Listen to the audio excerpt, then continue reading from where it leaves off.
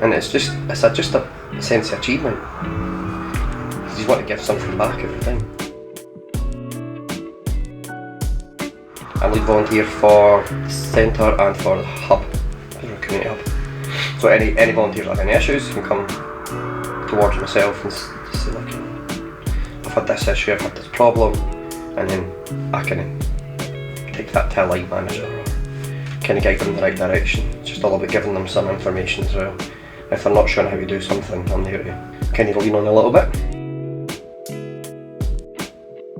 So on a Monday it's come in, set up for Monday group, Happy Mondays, kettle, get on filled. Then the minute they're in, it's cuppas, interaction, talking to them, make sure they're all okay. Forgetting the cakes, we need to get the cakes out as well, so we're going to do the cakes. We know them all, and they all know us, and they kind of do a lot themselves. So if anyone needs anything, they will come and share with us, but we'll just check in and talk to them. I always said I'd never ever do a group. I didn't want to do a group, I didn't want to be the person that's out there in the group. I was happy doing food support, because that was just filling stuff, food, giving it. And then that kind of rolled and ended up, I got asked to cover at Happy Mondays. And there's a good few years I've been doing Happy Mondays. And Happy Mondays is just that, the atmosphere is just amazing. It gives you the biggest smile of the day.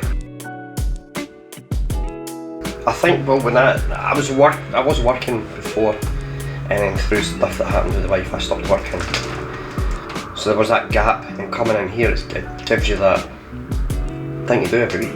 And I'm also sitting on the board of trustees as a volunteer as well, so I volunteer my time at that level as well. So it's just amazing to see the charity grow. The biggest story is Christmas. It's doing Christmas support. They've been doing it for years, but it's only been the last maybe 2 or 3 years that we've joined in and done it. It used to just be staff, but then the volunteers are helping out, and it's just seeing parents coming in and seeing the amount of gifts that their kids are getting, the emotion that they've got, the tears. That's what it is. That's what makes the hours worth it. Because come December we put, staff as well, there's a lot of hours we put in for like the month, and seeing them so happy, that's what. And then you'll see the kids in January and they're talking about toys that they've had, and like, oh, that's really nice that you got that. And that's what makes it worth it. Everyone's happy faces makes it worth what we do.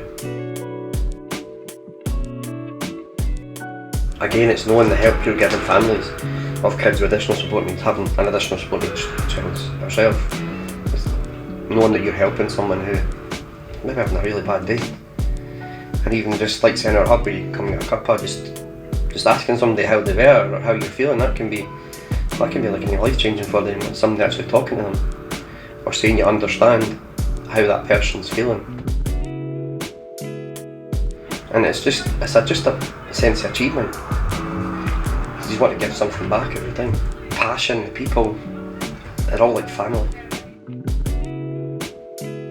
We never force anyone to volunteer, so I always say, like, if you fancy volunteering, come and spend a day with us and see what we do in a group, and you won't regret it.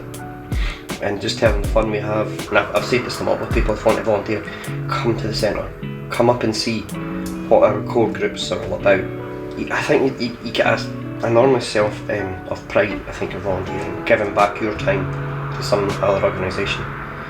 It doesn't have to be us, it can be any organisation that's really shouting for help.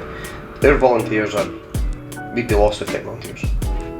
And Nourish wouldn't really run the way it does without having the amount of volunteers that we do.